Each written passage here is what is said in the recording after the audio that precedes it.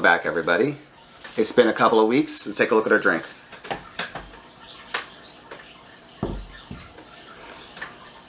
So right off the bat, it's cleared out pretty well. Most of the yeast has fallen down or flocculated. So you can tell right off the bat this is going to be really flocking good. But in all seriousness, it's time to take this out of this fermenter, get it off all the sediment, and get this into a new fermentation so it can age a little bit, mellow down, and after that it'll be ready for bottling. Before we get started with racking, let's take a quick reading to make sure that we've gone through all the sugars, and of course we want to have a little taste to see where we've gotten. So let's get started.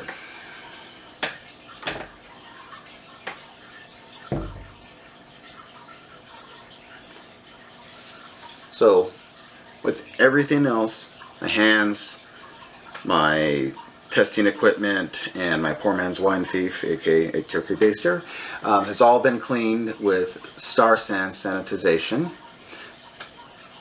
Let's take this off. Alright. Just put that in our bucket of sanitization. That's a nice smell.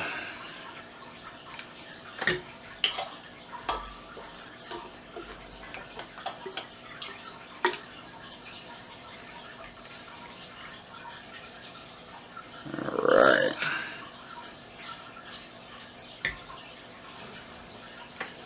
We'll set this aside for right now.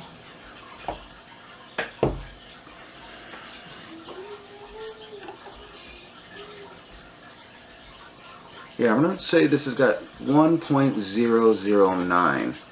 So we'll plug that into the calculator and we'll see how much alcohol that is, but that's going to be somewhere in the high 9s, 9.6, 9.7, which is close to our target range. That's not too bad. I'm happy with that. And that residual amount of sugar might be nice to just have to kind of balance everything out. So we are going to, again, set this aside, and let's try a little bit.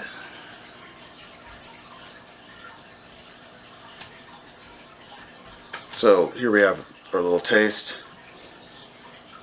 I don't know if you guys can see this, but this is pretty clear. There's a slight haze in the glass, but for a few weeks old, this looks gorgeous. Yeah, this is amazing. Let's take a little taste.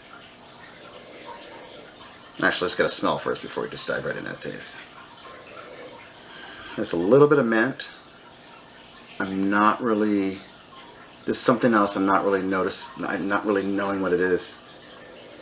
It kind of reminds me of tequila, but it's different. Let's get a little taste.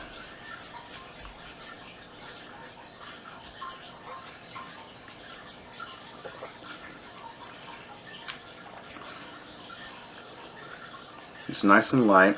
There's a hint of mint right at the beginning, and then there's like a reminiscence of tequila. Not quite. I wouldn't say it's like tequila-esque. It's just like there's something there. It's nice. There's a little bit of sweetness on the back end.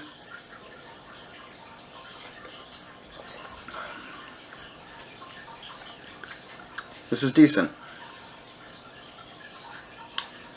I'm almost thinking I would like this carbonated, and depending on how much alcohol is in here, we might be able to do that. Alright, let's get to racking. We've elevated our starting vessel. We're going to keep our second vessel down so we have gravity working for us. We've got our auto siphon here. Again, everything's been cleaned with Star San solution. We don't rinse this, so anything in the line is totally fine, completely normal. So just put this in, get down relatively close, and start auto siphoning.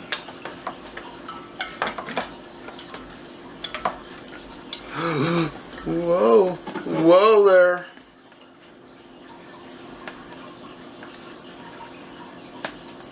We've got our drink in here, our secondary fermentation vessel ready. We've re-sterilized